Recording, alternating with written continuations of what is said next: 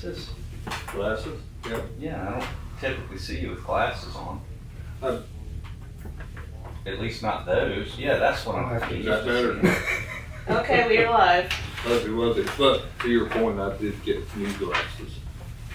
All right, we'll go ahead and call our Operations and Planning Committee meeting, and let me silence my phone while we're doing that. So we'll go ahead and call this to order, and we'll be somewhat quick about it, knowing that we have another meeting following this one. Public session, we have no one here, so we'll go on with that into presentation and discussion items. And give us up to Chris for our current projects. And is there anything of highlight to note here, Chris? I don't think so. I think that, a lot of the stuff that we had budgeted to do for this current year and, that's gonna span multiple years, you're finally starting to see a lot of this getting knocked off. Some of it had to be designed, some of it had to be, order equipment, and there's a lag time on that, so that's finally starting to show up. So, I think that, they still haven't started the plant project, Harper, I think he's got that, I think that's right. No, it is Cove. Cove Utility has the plant, $360,000 worth of work replacing old inoperable equipment here, and they, from what I still gather, they still anticipate to complete it before June, which is what we budgeted for it to be done and completed this year. Other than that, there's really not much to discuss. We finally did get approval yesterday, so it's not even on the sheet yet, but we got approval from RIA that we were good to go to execute that contract with Harper to do the dewatering project, to replace the belt presses with the screw presses. So they finally approved the contract for it to be signed. So that'll be done within the next few days, I believe. But other than that, there's nothing, noteworthy to call out. I'll say that these charts are all I really do like them because they're self-explanatory and really you can review it. We can review it outside of this being used and come up with questions as well. So I continually like these things, and I've attempted to duplicate it, and it just falls through with other responsibilities. Right. Well, it helps us to be able to track. So this whole thing started off as an internal tracking because we had, and it was when we didn't even have near this much going on. Right. Figure out where things stood. The It also keeps our meetings sort of tight too. Yeah, the notes field is where we, Kyle and I, we keep those updated so we don't have to go back and try to remember where some of these things stood. All right, so you'll talk about possible increases to impact fees next? Yes, sir. So this, it was discussed at the last board meeting when we had Daryl Parker was here, and just discussion of funding future projects, and Lawrence Flynn was on the phone, and I think both of them, certainly Lawrence, mentioned that the impact fees, I can't remember exactly how he worded it, but that we're leaving a lot of money on the table by systems coming in and procuring capacity at a reduced rate. So in essence what that's going to do is push the costs whenever we have to do expansion of the plant or upsize pipes and pump stations for growth, is going to push those costs on the existing customers. So the first page I have of this Exhibit B, if you remember, I drew this up, last year on the whiteboard, and I had this to go to show how, we're, and you weren't on the board back then, but we had a presentation to us by Jason Gillespie, and he came up with an amount that he recommended that we set our impact fee at, which is included in that Exhibit B starting on page 2. And his recommended impact fee, and this is again as of August 2023, so this is getting on 18 plus months ago, was at $24.50 per gallon that we permitted to come to the treatment plant. And at the time, it was discussed and decided that that was a high, that it was, I can't remember what our costs were per gallon. It must have been $11.25, give or take. And it was decided at that time it would be a tremendous jump to go from $11.25 to $24.50. But so it was agreed to increase it by $4. But as you heard Lawrence say, you can't say we're going to charge one group this amount and another group this amount. That's prohibited by the law that governs the assessment of impact fees. A gallon's a gallon's a gallon. So it has to be across the board. I think that if I remember correctly, and you guys may remember this as well, that it was it was like if you raise it too much, you're really going to put a damper on potential residential customers. And I can't remember what it used to be, but now, for a single family home that just uses a 3/4 inch water meter, it's around $2,300. Does that sound right? Yeah. It's $2,300 for an industrial, commercial, non-residential user. Is higher than that, and we can justify that because we base the impact fee on meter size. But not only is it based off of meter size, but it's based off of the average flow for residential users through that meter and non-residential users through that meter. And there's a chart that you can see in there that discusses the average gallons per day for each of those. And we had them, the consultant, in doing their due diligence, research across the area how many gallons residential and non-residential users used from anywhere from a 3/4 inch meter all the way up to, he's got one up to a 10-inch meter here. So that was where the basis was. But as you can see by the table that I have on here as well, on page 1, that we charge an impact fee based on per gallons for 150 gallons per day average for a home, which is what is seen by any of the cities, Walhalla, Westminster, Seneca, West Union, pick a city. You average their 3/4 inch residential customers out, and it was 150 gallons per day. So multiply that times the 15.25 or whatever our rate is currently, based on $15.25 per gallon, and you come out with that, roughly $2,300 impact fee. But when you look at the Department of Environmental Services and their regulation that governs design and construction for wastewater systems, they still use a 300 gallon per home. So we're about Design. half of on our model Well, what they are. we're about half, we use half the flow, but we also are not charging what we should for the half that we're getting. So we're, it's down near the bottom of this table. You could see that in this example of a 100 home subdivision, there was a difference of $387,000 between what we collect for a 100 home subdivision and impact fees versus what the DES calculations would be for that. Are they basically the standard? Development. Are they basically the standard as far as what their rate, how they're gauging it? Who's that? Your regulatory that you're talking about. They set it, yes. So they set any home, they set for design purposes is accounting for 300 gallons per home per day Okay. for any, for any development that you would have.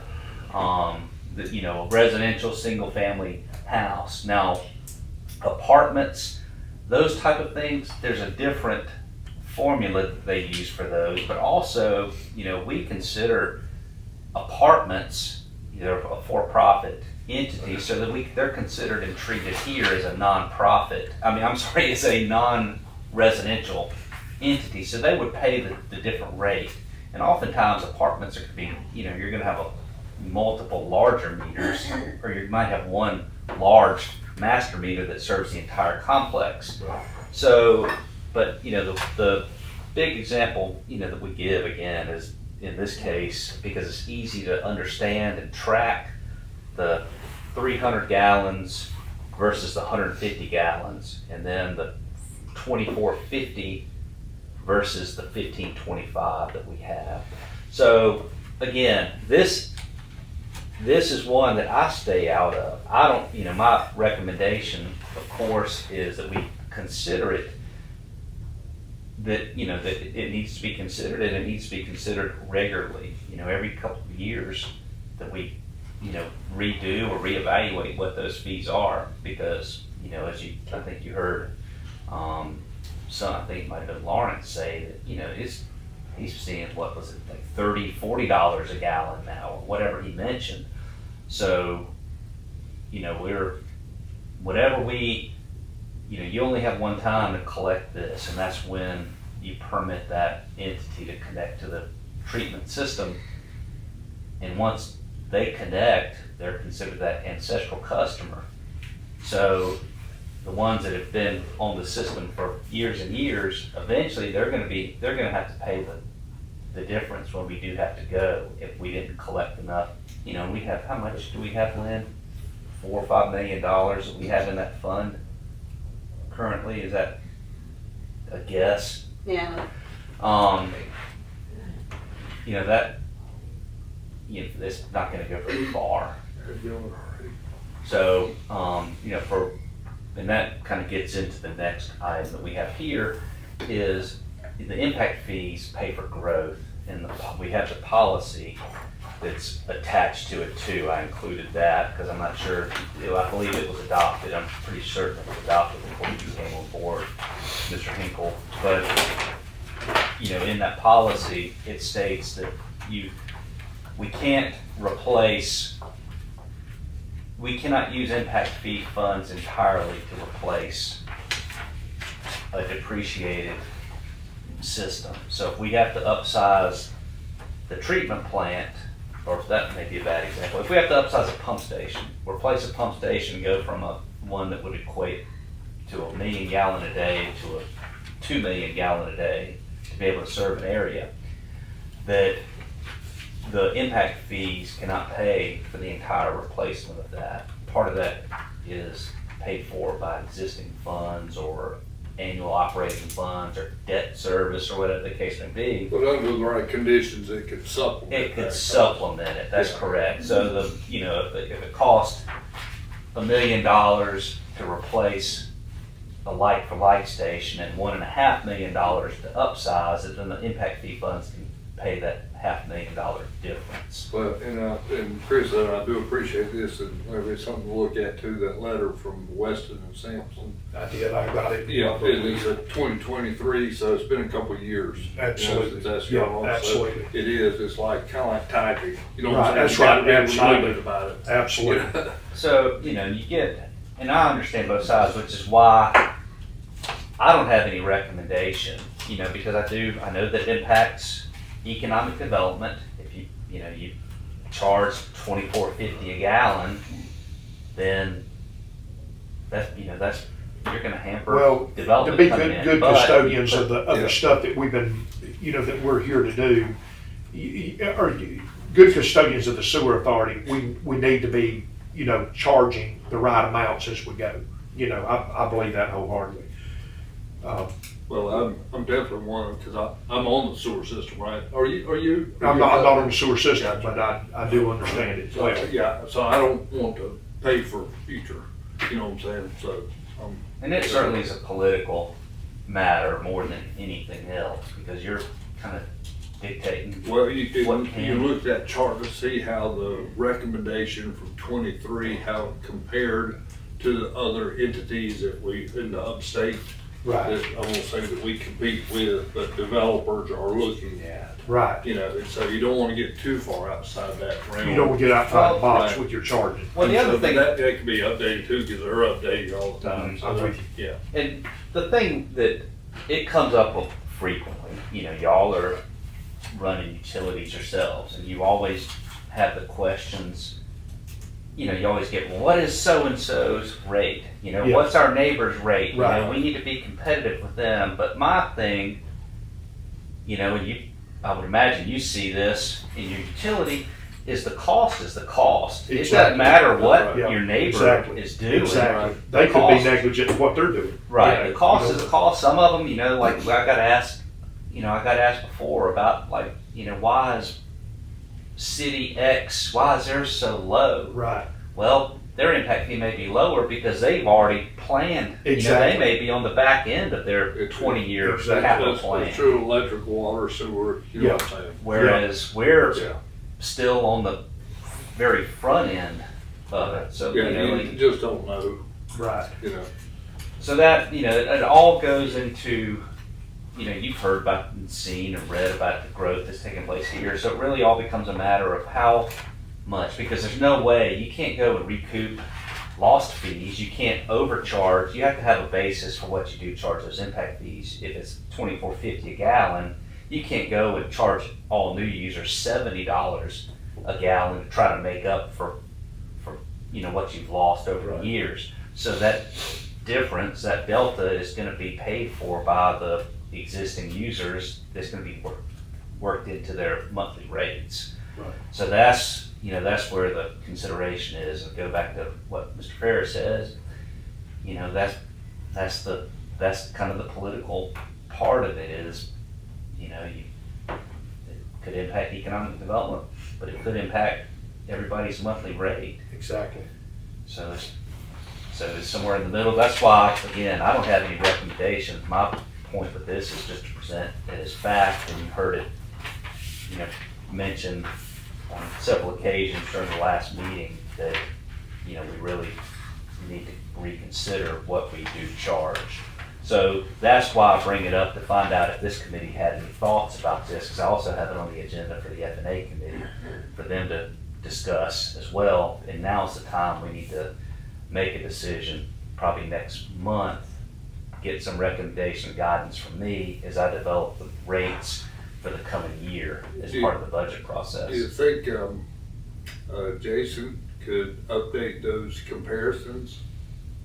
You I know, can that get him chart, and have it by the board meeting. yeah, I can have him do that. you know. I and think then- that'd be helpful. You know, and then that would give us a. That you gets know, a playing field. Is that what it is? That's right, that's right. They did not. You know, because one of the things when developers come in, they go, what the hey, because That- see, That's right. They don't because understand it. it's just not the fees here, but when developers come like into Seneca, we've got our own, you know, impact fees Right. called user Exactly. fees. Right. But then you couple all that together. And it starts to get outside the box. Yeah, I get it. So you kind of got to look and see, but, you know, to Chris's point, which is extremely valid, is that every utility's gonna have a different cost. You know, we look at Absolutely. from the electric side, like, our costs are different than Blue Ridge. Right, People ask us exactly. why the city's less expensive, but Correct. we don't have those, you know, The dynamics are different. they're totally different, totally different. Absolutely. It doesn't make anybody good or bad. That's right, that's right, It's that's just, right. it's just the way it is. Yeah, it's just how you wanna, And I'll tell you, every system's different too. Yeah, that's right. I mean, that's what determines our cost. That's right. You know. That's right. yeah, I can have him, do you want me to go ahead and see if he has an update, get an update for what the recommended fee would be, or should be? Yeah, and just, you know, he could update, those numbers too he went through. Same thing. Cause all that, you know, the last chart just shows it, and so, you know, you talk about the political side of it, that's where it would kind of go into where, okay, are we competitive, Right. you know? Because we have. Well, nobody wants to stunt their growth, that's Well, for sure. everybody in the whole upstate is just growing like crazy. It's just ridiculous. Yeah, and that's where you have some people, they might not mind paying more in their monthly rate to have better amenities come to the area, like say the Target development, whereas you have some that like, I don't wanna pay to subsidize grows. So it's a, it's a difficult, But because there's a lot of cities, that have multiple, and so they can balance everything out. Because they have, what I'm saying, you just don't have one. that's right. So you can kind of balance it out a little bit, so, and so, some entities have electric, water, sewer, and gas. Some even, tack on, wireless, tack on, fiber. So you got all these, it's a balancing act. That you just don't have to, if you got one burner that's going on there. So anyway, you cook food with the whole stove. All right, let's move on to priorities and compliance. All right, in the very back here, you've got Exhibit C, which is on the last 2 pages. This is just a copy and paste of what we have in the upcoming years that Daryl Parker was basing his rates and just consideration for rates on.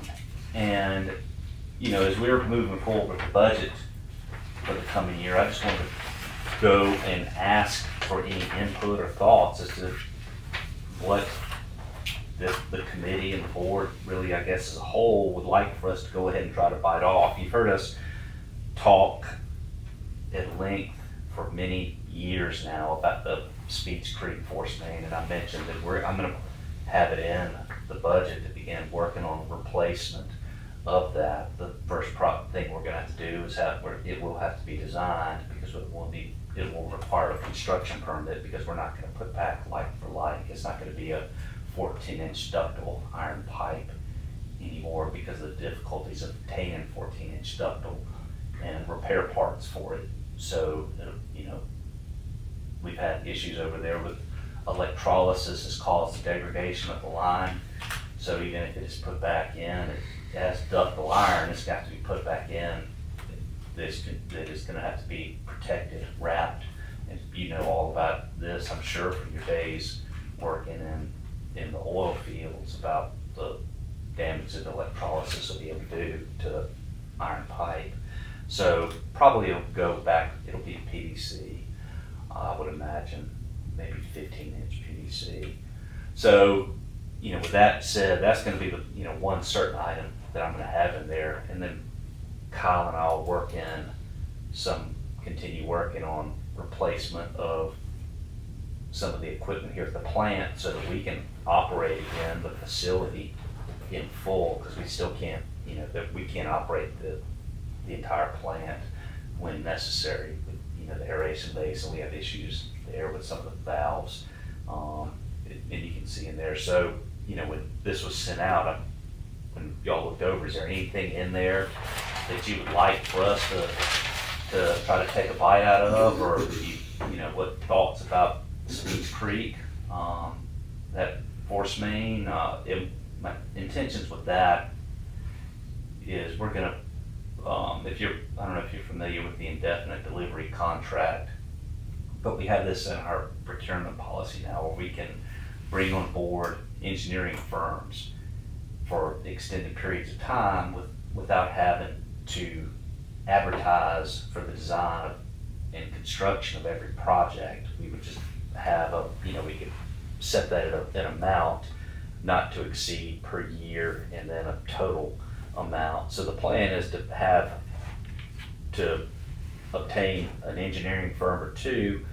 to handle a lot of these designs, to keep us from having to solicit directly It's for sort the of, design. a on retainer type It'd be thing. on, yes, sir. Yeah. So that's the best way to think about it. So that, we've already done the competitive procurement process, so that it would and should be able to meet the requirements for receiving grant funds, since they typically require competitive procurement for design and construction services. So that's the plan of how to attack the design and possibly the project management, construction, inspection portions of it. But was there anything in here that you'd like for us to go ahead and include in the proposed budget for fiscal year 26. You know, just off the bat, Chris, I would think, you know, those, the ones that look like we can bite off would be critical to doing that, would be the mapping and the CCTV cleaning. You know, those two items, because that would get things, I think, defined, because a big ticket, you know, the first one, system-wide, you know, rehab 100% of the system. I think that by doing all the cleaning and the TV work, you know, that would get it more defined, is what it would be. But the you know, the force main replacement and the 2 pump stations, and I'm staring at the things that are on the consent order. Those things are gonna need some level of financing. That's correct. You know, so that's gonna be, you know, I kinda wish I'd be around for that, but I'm kinda glad I'm not. You have to leave that to the next guy, so to speak. Don't mean to be heading out like that, but you know, but I think that's the only realistic way to do that, and to get some, you know, get some possible help through the RIA as far as their, you know, their grant program, to be able to start kicking off some of that stuff. And I think that'd be a realistic way to go to, but you know, just to bite off, you know, whatever that is right there. And these are obviously just gonna be some good ballpark estimates. But, you know, what have we got? 5, 7, you know, $12 million right there in those 3 projects. You know, that'd be something definitely to spread out over time on those payments. And that's, you know, I like the bold to print there with the things that are under consent order, because that's gonna be the first, you know, drop. And I'm sharing with you opinion, you know. And then, of course, you know, of doing, you know, getting loans, you know, grants, anything that we can go out and get help with. You know, hopefully in the future, that's gonna be a simpler process, right? But for now, I don't know where the cities would be adverse to that. Right. You know, because I think, you know, what's the likelihood of the next year, the ad hoc committee, not just their recommendation, but then making that recommendation actually come true? You know, I think these are things that need to be resolved before that. Yeah. You know, I don't know that we need to keep that. We need to lay the groundwork, though. Yes. We gotta figure out where to go. Yeah, I don't think as far as the 3 cities go, you know, we do have a better mechanism in place of, you know, the way we spread our costs. I think it's better, it's a more amenable way. Thank you, Mr. Paris, for, you know, getting that process going. Right. I think that's been a real success. And I should mention, I just saw that I had an error. So and it's on that total cost sheet. So that $800,000 for engineering and flow metering, that should be divided by 20 to give you the cost for that. So what is that, $40,000 per year instead of $800,000 per year? Is that right? Yeah. So that, you know, and those are, you know, those items there, the TV and clean, the flow metering and the mapping are items we currently already include. They've been in our budget for years already. Yeah. So, you know, again, we'll work in there what we can, because, you know, you've heard, we operate solely off of, you know, cash. We don't have any debt, which, you know, in our households would be great. You know, it would be great to not have debt. But here, it's just so expensive to do it, and being as far behind as we are, there's no other way to do it. But if you charge cash, you know, that, like what he presented in there, like, was it back-to-back 74% rate increases? Right. To try to catch up, to get done what We're you gonna need have to to do. spread it out. Yeah, We're got to be able gonna have to to spread it spread this out. out. Otherwise, So it'll be we're just gonna- unaffordable to be able to do it. It's just a little thing. I mean, we just bought a whole camera vans, I mean, how much did that thing cost, Scott? I mean, that was, Chunk, I don't that know. was a chunk, about $250,000. Mhm. Yeah, let's fix it south, just a little bit more south Now, it's side. nice, but it's new. Give us, That's right. think about 5-10 years. It'll Well, be worn out. 8-10 years, I think they're out of date. Yeah, the technology on I those mean, you cameras, you know, Yeah, you get Like 5-6 years. like sticking a laptop computer. That's right. Yeah. And they're constantly having to be Yeah, aired because worked of on. the All right, environment let me know that when they're it's in. hard. Yeah, that's retirement. That retirement stinks. Yeah. The environment. All right. I get it. Well, I share my opinion. Did we have any dissenting comments to that? I didn't want to say that was our, is that, if we talked that one enough? Yep. Yes, sir. All right, well, we'll move on. We've got no action items. Anything from our executive director? I don't have, no environmental or regulatory compliance, other than I'll just let you know though that we did receive from DES, we got the award at SCEC for treatment plant and collection system this time, so thank goodness for a dry calendar year 2024, which allowed us to be able to get that item for the collection system. But the treatment plant, historically has been a good one. We have seen some changes in the I guess you'd say it's not the quality of the wastewater that we're receiving, but there's been a difference in the makeup of the wastewater that we've received. And I think there's been some changes in the processes with some of the industrial users that, they're at the point now where we're getting ready to reissue their permits, their industrial user permits. So hopefully some of that will be addressed with some more frequent monitoring on their part. But Yeah, we're getting a lot more residential in the system too, which helps. it does. Yeah. It sure does. But I don't have anything new to add. Okay, all right, very good. All right, we'll move on to our committee members' discussion. Or you didn't have any kind of miscellaneous, there was nothing else to add there, was there? No, sir. I just include that for anything I might have forgotten to put up above it. Gotcha. Nothing new. Anything, committee, anything, Laramie, Scott, No, sir. y'all wanna talk about? I will, on the record, this is on the record, I'll commend, our executive director for his fine shave and haircut. Absolutely. Looking very professional. I'll second that.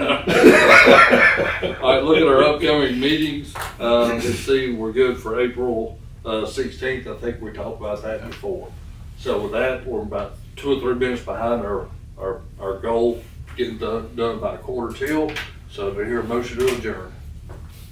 Motion, second. Second. We stand adjourned. Thank you, Chris.